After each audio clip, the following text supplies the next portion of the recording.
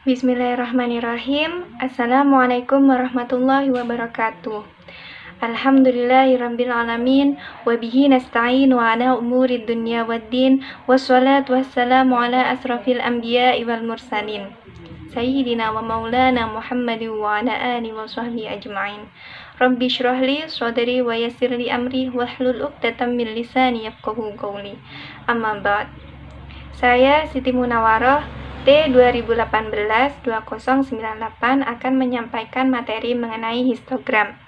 Histogram pada bidang statistik, histogram adalah tampilan grafis dari tabulasi frekuensi yang digambarkan dengan grafis batangan sebagai manifestasi data binding.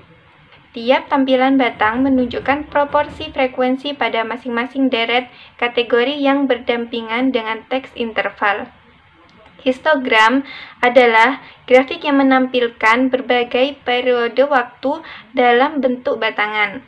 Tinggi dari masing-masing batang mencerminkan relasi langsung dari angka suatu data pada periode tertentu dan dari nilai indikator. Perhitungan untuk masing-masing indikator dilakukan secara terpisah, sebab untuk kelas interval waktu tertentu, perhitungan histogram dengan tipe indikator yang berbeda membutuhkan nilai skor yang berbeda pula.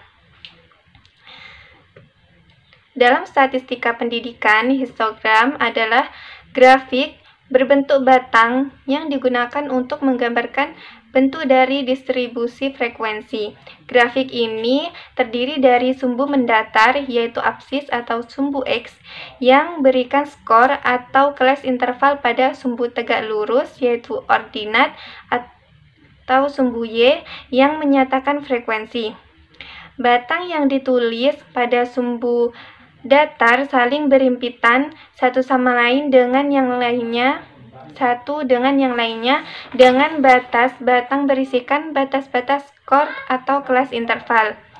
Frekuensi setiap data atau yaitu skor atau kelas interval dilukis sebagai suatu luas di dalam grafik batang.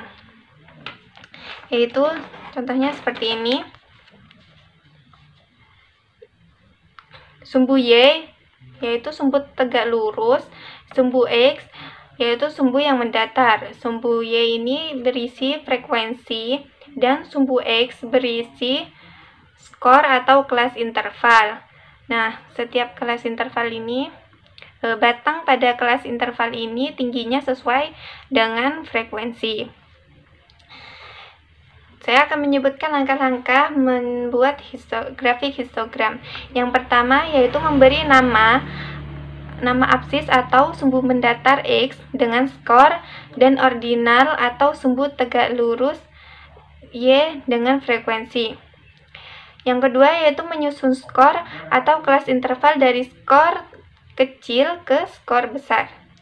Yang ketiga yaitu menghitung batas nyata data skor dengan menambah 0,5 untuk skor batas atas dan mengurangi 0,5 untuk skor batas bawah. Yang keempat yaitu membuat batang atau segi empat pada absis setinggi frekuensi dengan masing-masing skor seperti ini. Yang kelima yaitu membuat skala pada absis atau ordinat. Yang keenam memberi tanda potong pada absis atau sumbu mendatar jika skor dilakukan pemotongan. Ini merupakan salah satu contoh proses pembuatan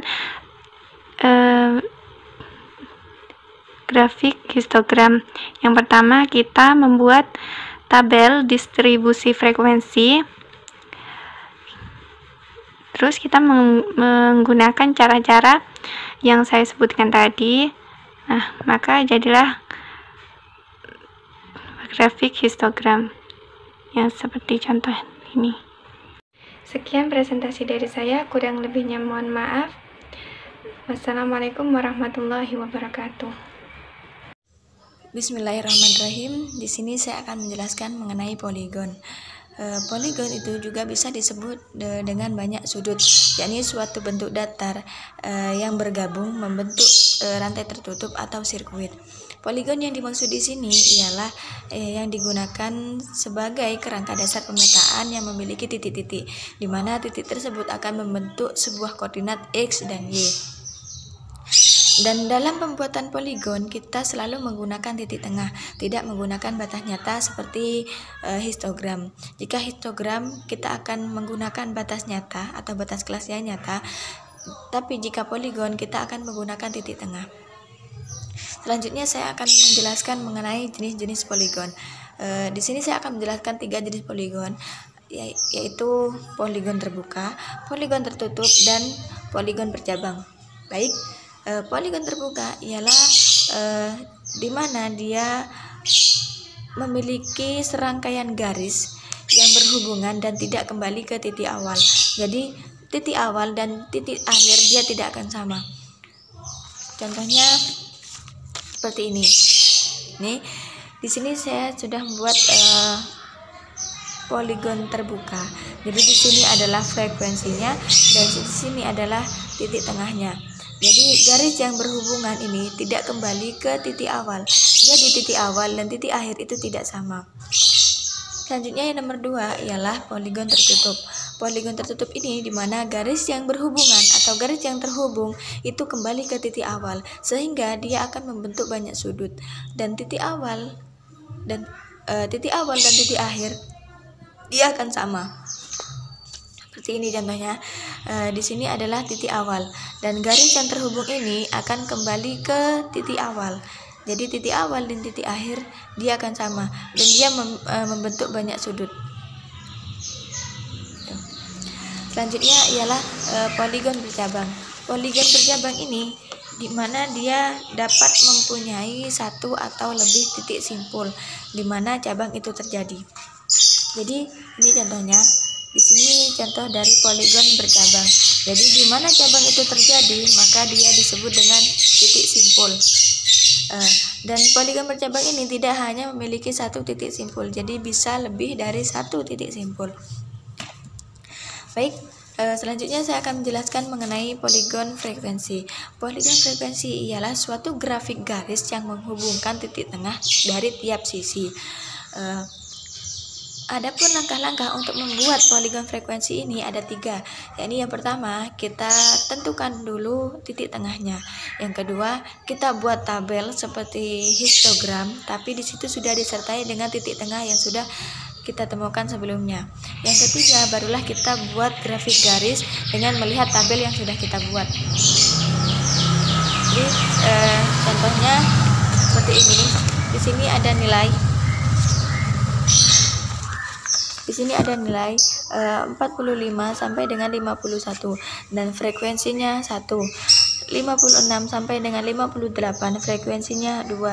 59 sampai 62 frekuensinya 17. Gitu seterusnya ya. Ini. Nah, setelah kita temukan data seperti ini, langkah yang pertama ialah kita tentukan nilai titik tengahnya. Dan untuk menentukan nilai titik tengah ialah dengan cara nilai ujung kelas bawah ditambah dengan nilai ujung kelas atas dikali 1/2. Jadi seperti ini, nilai ujung kelas bawah ditambah nilai ujung kelas atas dikali 1/2. Dan ini hasilnya adalah 48. Jadi akan tetapi di sini ada 2 cara. Yang pertama kita menggunakan rumus jika angkanya besar atau nilai angkanya tinggi. Yang kedua ialah dengan menggunakan jari tangan saja. Seperti di sini adalah nilainya kecil, jadi kita bisa hitung dengan jari tangan saja. Jika angkanya 45 sampai dengan 51, jadi batas kelasnya tidak perlu kita ikut sertakan. Jadi cukup 46, 47, 48, 49 dan 50. Jadi dari 5 angka ini kita ambil angka tengahnya 46, 47, 48. Jadi kita bisa menemukan titik tengah yakni 48. Itu jika angka atau nilainya kecil. Jika angkanya besar, kita gunakan saja rumus nilai ujung kelas bawah ditambah nilai ujung kelas atas dikali 1/2.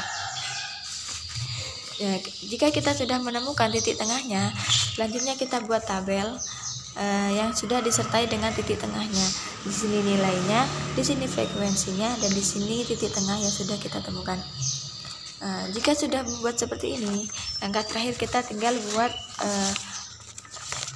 garisnya.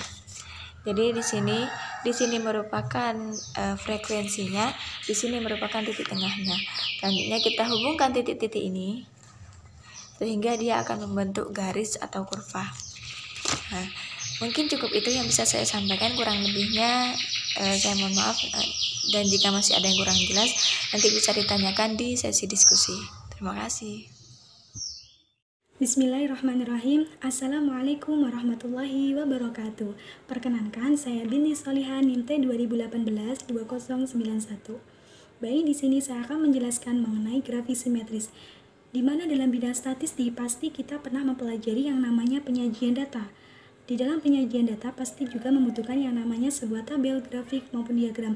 Namun kali ini saya akan menjelaskan mengenai sebuah grafik, di mana dalam penggambaran sebuah grafik tersebut akan memudahkan kita untuk mengamati, untuk mengetahui juga bagaimana nilai data dihasilkan, atau untuk mengetahui bagaimana bentuk datanya tersebut, begitu.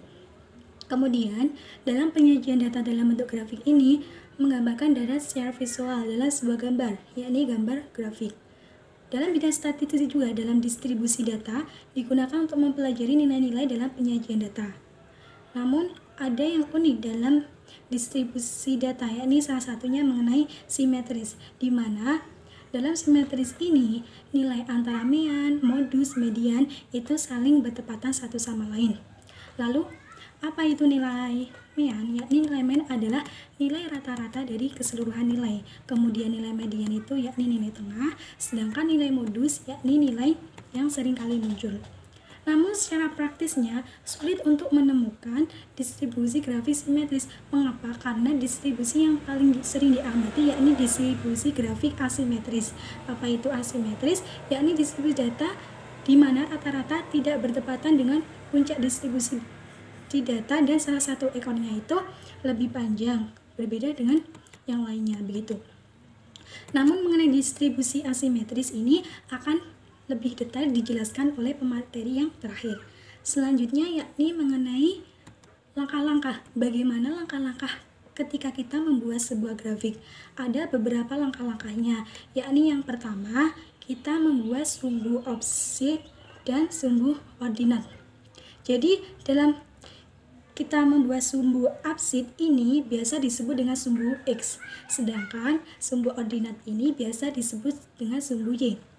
Lalu bagaimana ketika kita membuat sumbu X dan Y? Yakni sumbu X ini membuatnya secara mendatar, begini. Kemudian sedangkan sumbu Y yakni tegak dari atas ke bawah, ini sumbu Y, kemudian bawah mendatar gini yang namanya sumbu X, begitu. Kemudian yang kedua, bagaimana perbandingan kita membuat sumbu Y dan sumbu X? Yakni secara lazimnya biasa digunakan perbandingan antara 10:7 atau 3:2 atau 10:8. Mengapa kita menggunakan perbandingan tersebut? Agar memudahkan juga. Jangan sampai kita membuat grafik itu panjangnya itu sama, karena ada beberapa sudah ditentukan perbandingannya tersebut. Yang tadi saya sudah jelaskan perbandingannya. Kemudian yakni yang ketiga, yakni mengenai X dan Y.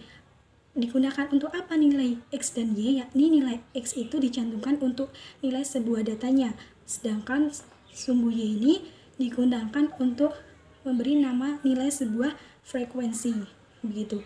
Peletakannya di mana? Yakni peletakan sumbu X dengan sebuah nilai ini berada di bawah tepat di tengah-tengahnya. Sedangkan sumbu Y untuk frekuensi itu peletakannya di mana? Yakni peletakannya di tepi kiri, sebelah kiri, kemudian juga tepat di tengah-tengahnya. Kemudian yang keempat, yakni mengenai pemberian nama grafik. Jadi pemberian nama grafik ini dituliskan di bawah grafik, tidak di atasnya. Mengapa? Untuk membedakan antara tabel dan grafik. Kalau tabel itu berada di atasnya, sedangkan kalau grafik itu berada di bawahnya.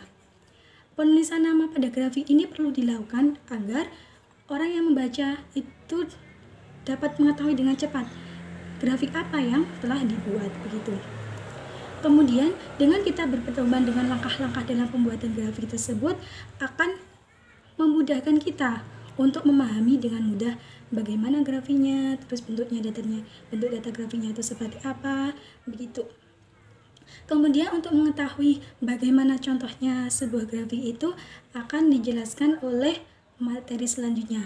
Namun dari keseluruhan yang sudah saya jelaskan ini dapat ditarik kesimpulan bahwasanya dalam pembuatan grafik simetris ini apabila nilai antara mean, modus, dan median itu saling bertepatan satu sama lain, begitu. Terima kasih. Apabila ada kurang lebihnya mohon maaf yang sebesar-besarnya. Wassalamualaikum warahmatullahi wabarakatuh. Bismillahirrahmanirrahim. Assalamualaikum warahmatullahi taala wabarakatuh. Alhamdulillahirrahmanirrahim. Selamat pagi semuanya. Semoga tetap dalam keadaan sehat walafiat. Nama saya Ahmad Ifkon Mutasimbillah, NIM T2018-2090. Di sini saya akan menyampaikan atau melanjutkan materi yang sudah disampaikan sebelumnya oleh saudari Binti. Di sini saya akan memberikan contoh dari grafik simetris. Dan sebelumnya saudari Binti sudah menjelaskan tentang mean, median, dan modus, di mana ketiga konsep ini yang harus kita ketahui dalam menentukan grafik simetris. Yaitu yang pertama, mean rata-rata. Mean rata-rata di sini kita ambil contoh kumpulan data ya. Jadi 1, 2, 3, 3, 4, 5, 5, dan kita mengurutkannya dari yang terkecil. Kemudian yang namanya nilai rata-rata yaitu adalah jumlahnya dibagi dengan jumlah data. Jadi di sini yaitu 1 ditambah 2 ditambah 3 ditambah 3 ditambah 4 ditambah 5 ditambah 5 sama dengan 23.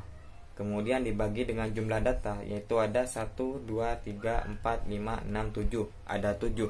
Maka 23 dibagi 7 sama dengan 3,28. Maka nilai rata-rata atau nilai mean dari kumpulan data di sini yaitu adalah 3,28. Kemudian median atau nilai tengah. Nilai tengah dari kumpulan data di sini yaitu kita bisa cari atau kita bisa hitung dari awal yaitu 1, 2, 3. Kemudian kita hitung dari belakang 1, 2, 3. Dan di sini ada satu angka di tengah jumlah data yaitu angka 3. Maka di sini adalah nilai tengahnya adalah 3. Kemudian modus yaitu nilai yang banyak muncul. Nilai yang banyak muncul di sini yaitu adalah ada 3 dan 5. Maka nilai modus dari kumpulan data di sini yaitu adalah 3 dan 5, seperti itu.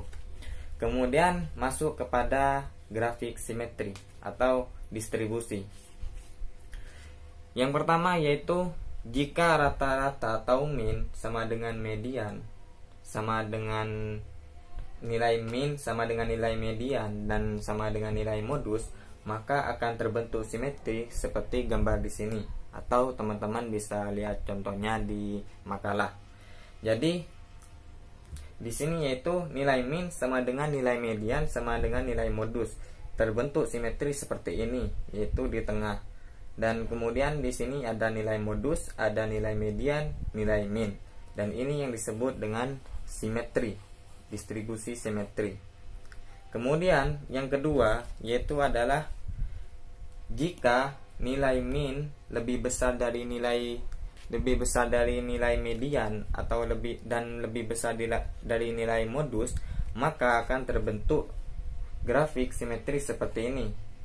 Yaitu di sini ada di kiri yaitu ada nilai modus, di tengah nilai median, dan di sampingnya itu nilai mean. Atau kita bisa sebut dengan positive skew atau kemencengan positif. Kenapa disebut dengan positive skewness atau kemencengan positif? Nanti akan disampaikan oleh presentator selanjutnya. Jadi di sini yaitu yang kedua, sekali lagi yaitu jika nilai mean lebih besar dengan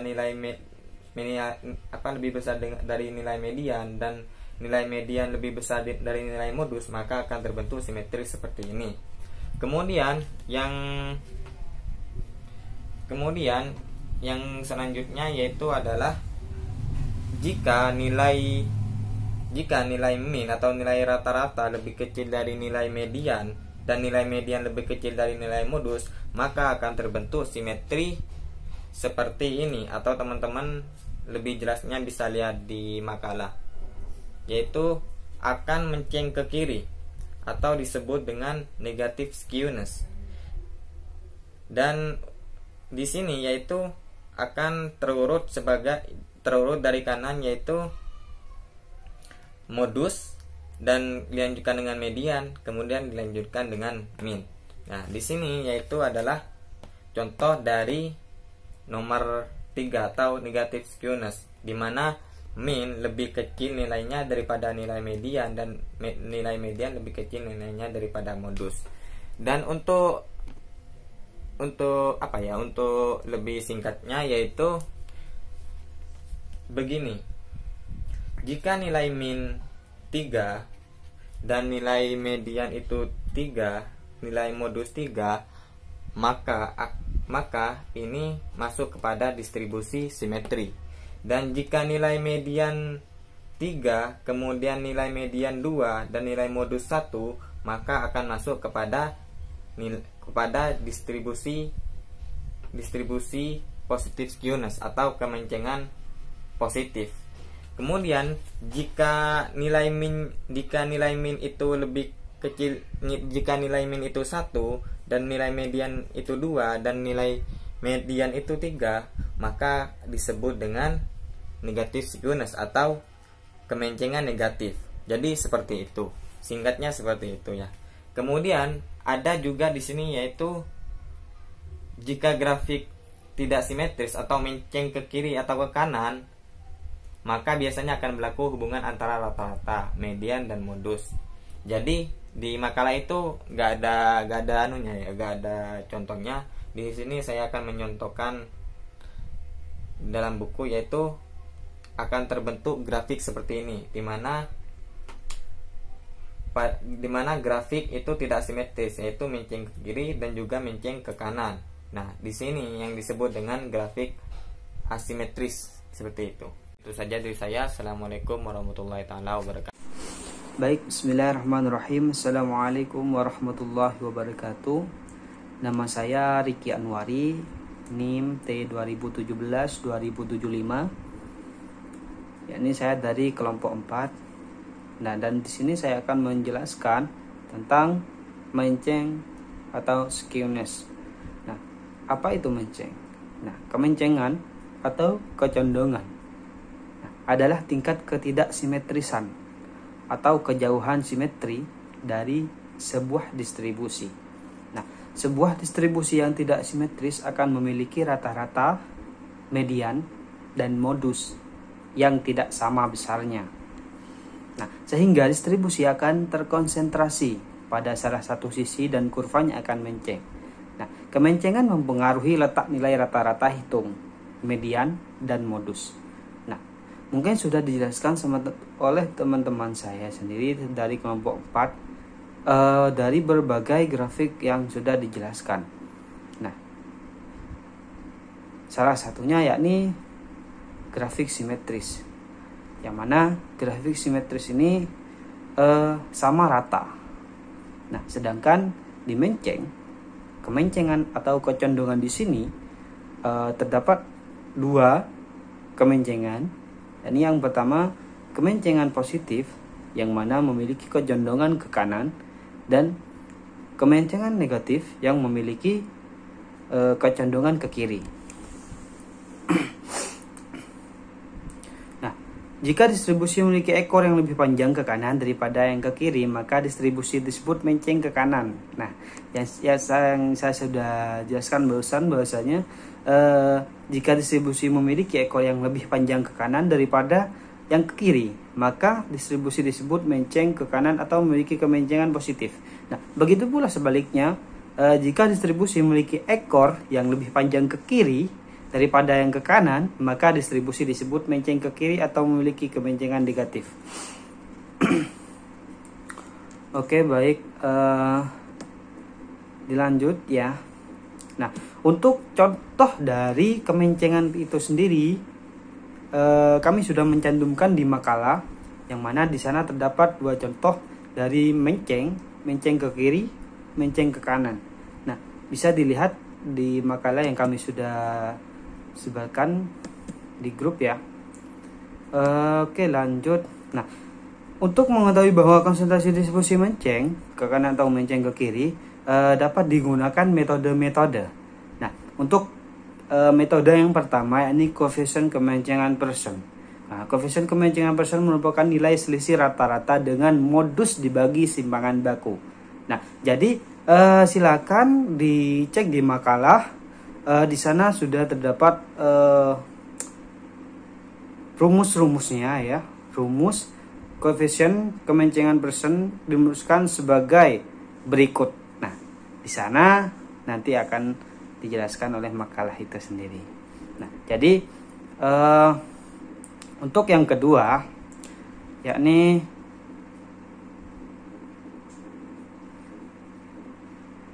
koefisien kemencengan Bowley.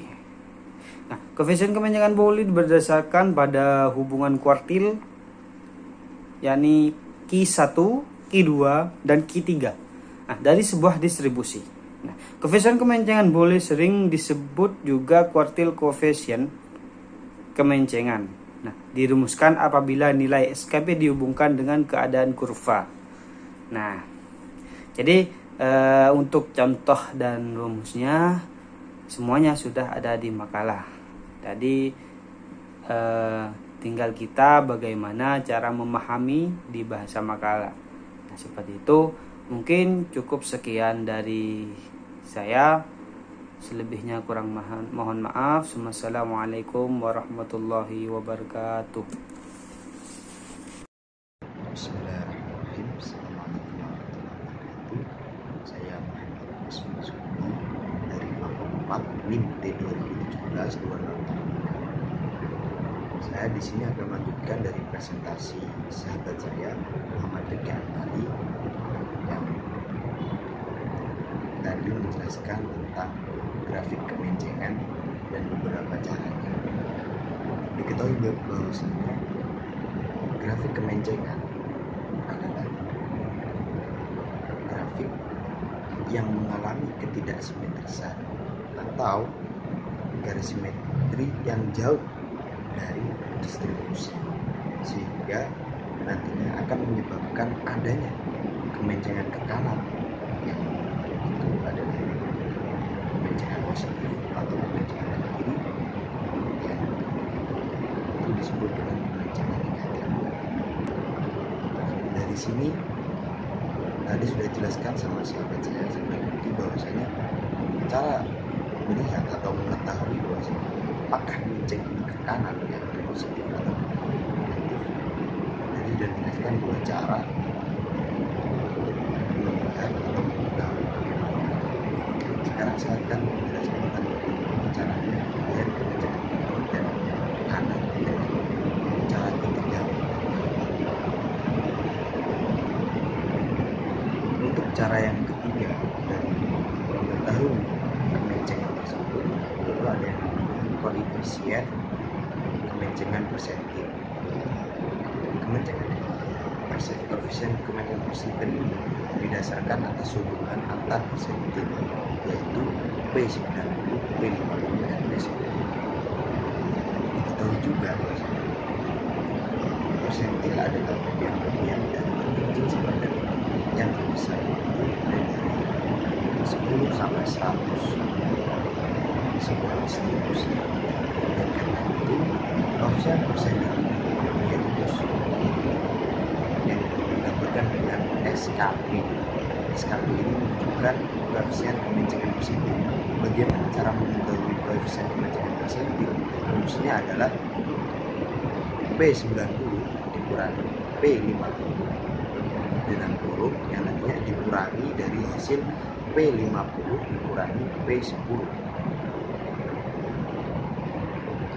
Nanti hasil dari P90 kurangi P50 yang hasilnya nanti dikurangi oleh hasil P50 kurangi P10 ini nanti dibagi dengan P50 dikurangi P10.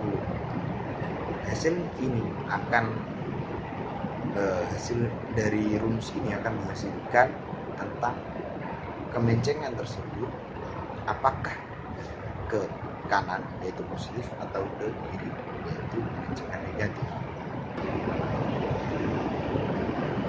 Lalu ada cara yang keempat yaitu kemencengan koefisien kemencengan yang ini bisa juga disebut dengan koefisien kemencengan relatif. Koefisien kemencengan momen itu lambangkan dengan A3, A di sini ada C. Berarti A3 ini berdasarkan pada perbandingan momentum. Jadi sini akan menghasilkan suatu hubungan dengan keadaan, yaitu poin A antara koefisien A3 ini akan menghasilkan beberapa A, yaitu distribusi simetris yaitu normal, yang berarti nilai A3 adalah 0. Dan hasil kedua adalah distribusi menceng ke kanan, itu adalah nilai A3 yang artinya positif, dan hasil ketiganya yaitu distribusi menceng ke kiri langsung yaitu nilai A3 adalah negatif. Kemudian keempat menurut Karl Pearson yaitu distribusi yang nilai A itu lebih dari 0, lebih dari kurang 0,5, berarti kemencengan tersebut sangatlah menceng. Dengan menurut Leiden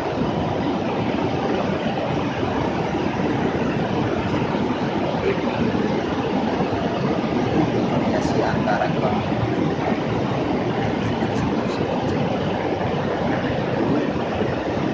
mencari mencari A3 tersebut dibedakan menjadi dua, yaitu data koefisien kemencengan momen yang akan dicari dengan data tunggal dan koefisien kemencengan momen yang akan dicari dengan data kelompok.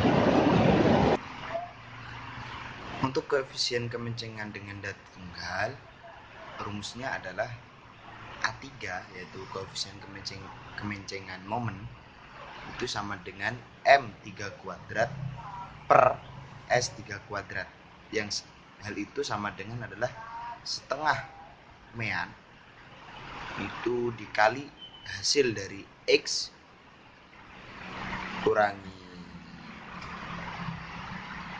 X yang dikuadratkan 3 kali. Hasil dari semua itu dibagi dengan S3 kuadrat. Rumus kemencengan relatif yang untuk data kelompok itu mempunyai rumus A3 sama dengan mean F dikali X 3 kuadrat, di mana X tersebut adalah hasil dari X titik tengah, yang maksudnya X pertama titik tengah dikurangi oleh X mean atau X rata-rata, yang nantinya itu dikalikan N titik SD 3 kuadrat. Ya, cukup sekian dari saya. Untuk tabel-tabel dan contohnya sudah ada di makalah, silakan